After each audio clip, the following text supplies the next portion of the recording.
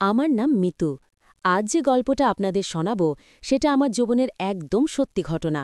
এমন ঘটনা যা হয়তো বহু মধ্যবিত্ত পরিবারের বদ্ধ দরজার আড়ালে চাপা পড়ে থাকে। বলার সাহস হয়তো অনেকেরই হয় না, আমারও হয়নি, আজ পর্যন্ত হয়নি। কিন্তু মনে হয়েছে আমার এই মানসিক যন্ত্রণা, এই অসহায় মুখচ্ছবিটা হয়তো অনেকের কাছে একটা শিক্ষা বা সাবধান বাণী হতে পারে। তোমাদের কাছে আমার একটা ছোট্ট অনুরোধ, যারা এমন গভীর আর কঠিন বিষয় নিয়ে আমাদের চ্যানেলে আগ্রহ দেখাচ্ছ তারা প্লিজ চ্যানেলটাকে সাবস্ক্রাইব করো। তোমাদের এই সমর্থন আমাকে সাহস দেয় এমন আরও চাপা পড়া গল্প তুলে ধরার। শুরু করছি আমার জীবনের সেই অধ্যায় যার জন্য আমি এখনও প্রতি রাতে কেঁপে উঠি। তখন আমার বয়স ২২, সবে অনার্স ফাইনাল ইয়ারের রেজাল্ট বেরিয়েছে। একটা চাকরির চেষ্টা করছিলাম আর তার ফাঁকে মাকে টুকটাক সাহায্য করতাম। বাবার চলে যাওয়ার পর আমাদের এই ছোট সংসারটা কেবল মা আর আমি। মায়ের জীবনটা খুব কষ্টের ছিল। তাই যখন মাস দুয়েক আগে মায়ের সঙ্গে আনোয়ার সাহেবের বিয়ে হলো, আমি খুশি হয়েছিলাম। আনোয়ার সাহেব খুব ভালো মানুষ, অন্তত বাইরে থেকে তাই মনে হতো। ৪০-এর কোঠায় বয়স, একটা ছোট বেসরকারি কোম্পানিতে কাজ করতেন। সব সময় মুখে একটা হাসি লেগে থাকত। মা যেন হাঁফ ছেড়ে বাঁচল। আমাদের জীবনে একজন অভিভাবক এলেন। প্রথম কিছুদিন আনোয়ার সাহেব আমাকে বেশ সম্মান করেই চলতেন। মিতু মিতু করে ডাকতেন, পড়াশোনার খোঁজ নিতেন। আমিও ভাবতাম, যাক, একজন বাবার স্নেহ আবার পেলাম। আমাদের ছোট ফ্ল্যাটে দুটো বেডরুম, একটা মা আর আনোয়ার সাহেবের, অন্যটা আমার। কিন্তু ঘরের দরজা সবসময় খোলা থাকত। আমাদের পরিবারে গোপনীয়তা বলে কিছু ছিল না। একদিন দুপুরবেলা মা একটু কাজে বাইরে গেছেন।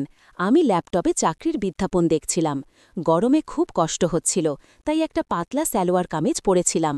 হঠাৎ আনোয়ার সাহেব এলেন ঘরে। কি মিতু, কি দেখছ?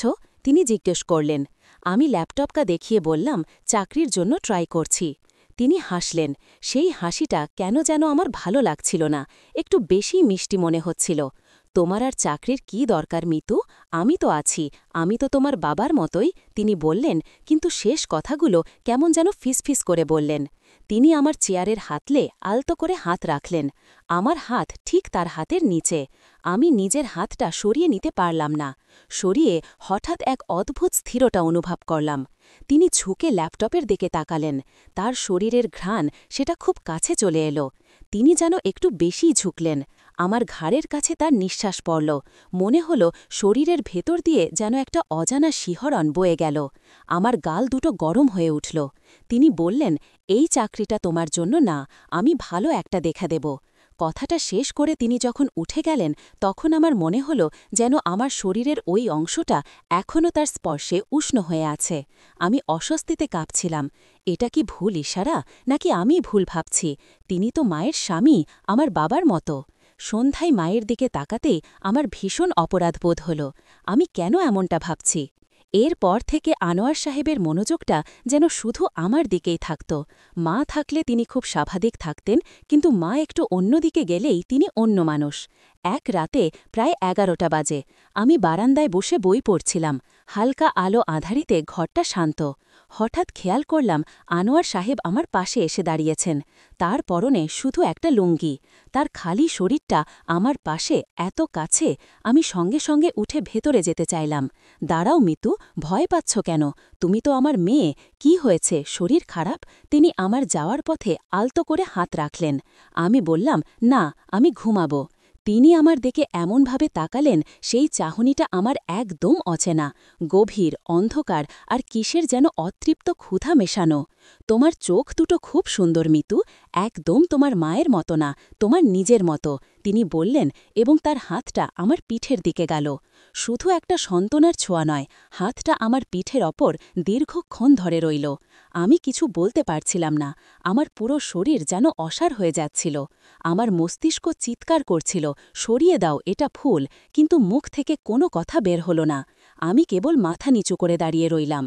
তিনি তখন খুব আস্তে করে আমার কোমরের কাছে হাত নামিয়ে আনলেন এবং পিঠের দিক থেকে খুব আলতো করে আমার শরীরের সাথে সামান্য চেপে ধরলেন। এমন একটা চাপ যেটা কেউ দেখলে বলবে তিনি কেবল স্নেহের বশে দাঁড়িয়ে আছেন, কিন্তু আমি তো বুঝছিলাম এটা স্নেহ নয়, এটা অন্য কিছু, যা আমার ভেতরে উত্তেজনার এক ঠান্ডা স্রোত বইয়ে দিচ্ছিল। ভয় পেও না, আমি তোমার কাছেই আছে, এই কথা বলেই তিনি হাতটা সরিয়ে নিলেন। আমি সেদিন রাতে কাঁদতে কাঁদতে বালিশ ভিজিয়েছিলাম। আমার মনে হচ্ছিল আমি নোংরা হয়ে গেছি। আমি চিৎকার করে মাকে বলতে পারতাম, কিন্তু ভয় হচ্ছিল মা হয়তো আমাকেই ভুল বুঝবেন, বলবেন আমার স্বামীকে নিয়ে বাজে কথা বলছ। আনোয়ার সাহেব হয়তো বুঝতে পেরেছিলেন যে আমি ভয় পেয়েছি, কিন্তু প্রতিবাদ করিনি। এটাই তার জন্য সবচেয়ে বড় ভুল সংকেত ছিল। আমার নীরবতা যেন তাকে আরও সাহস জুগিয়েছিল।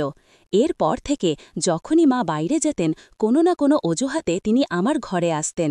কখনো আমার কপালে একটা চুমু খেতেন, যা বাবার স্নেহের চেয়েও গভীর আর দীর্ঘ হতো। কখনো আমার চুলের সঙ্গে খেলতে খেলতে তার হাত আস্তে আস্তে আমার গলায় গিয়ে থেমে যেত। এই সম্পর্কটা ছিল গোপনীয়তার এক অন্ধকার জাল। বাইরে থেকে দেখলে সব স্বাভাবিক, ভেতরে ভেতরে আমি গলে যাচ্ছিলাম। আমার শরীরে এক প্রকার মানসিক প্রতিরোধ তৈরি হচ্ছিল, আবার তার স্পর্শে এক লুকোনো নেশাও তৈরি হচ্ছিল। একদিন বৃষ্টির দিনে মা তার বান্ধবীর বাড়ি গেছেন। আমি কাপড় গোছাচ্ছিলাম। তিনি এলেন। ঘরের আলো কম ছিল। মিতু, এদিকে এসো তো, তোমার হাতের কবজিটা দেখছি, চুড়ি পরলে খুব মানাবে। এই বলেই তিনি আমার হাতটা ধরলেন। তারপর কোনো কথা না বলে আমার হাত ধরে তিনি আমার দিকে টেনে নিলেন। আমি তার বুকে প্রায় আটকে গিয়েছিলাম। আমার নিঃশ্বাস বন্ধ হয়ে আসছিল। তার শরীর থেকে আসা মেশানো ঘ্রাণে আমি কেমন যেন অস্থির হয়ে পড়ছিলাম।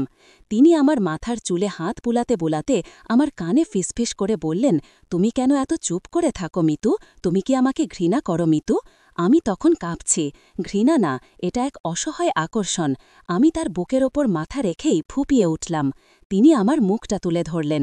তার চোখে জল চিকচিক করছিল। আমি জানি এটা ঠিক নয়, তোমার মা খুব ভালো, কিন্তু আমি তোমাকে দেখলে নিজেকে সামলাতে পারি না।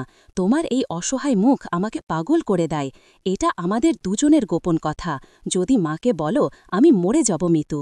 তার এই ইমোশনাল ব্ল্যাকমেল আমার শেষ প্রতিরোধটুকু ভেঙে দিল।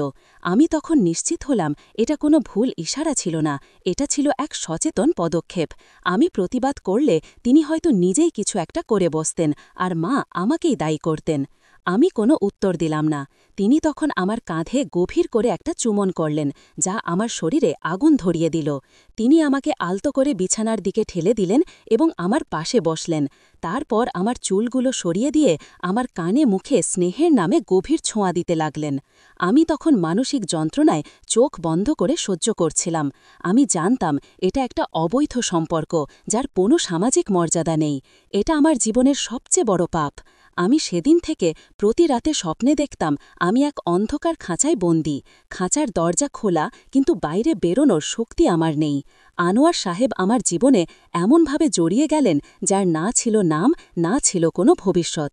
শুধু ছিল লজ্জা, গোপন উত্তেজনা আর সীমাহীন মানসিক যন্ত্রণা। আমার নীরব সম্মতি যেন আমার জন্য সবচেয়ে বড় শাস্তি হয়ে দাঁড়াল। আমার এই গল্পটা আজ এখানেই শেষ করছি। সম্পর্কটা এখনও চলছে, প্রতি মুহূর্তে আমার বিবেকের বিরুদ্ধে। আমি জানি এই গল্পটা হয়তো অনেকের মনে প্রশ্ন তুলবে, কিন্তু এটাই আমার বাস্তবতা। আমার অনুরোধ, আপনারা এই চ্যানেলটিকে সাবস্ক্রাইব করে আমাদের পাশে থাকুন।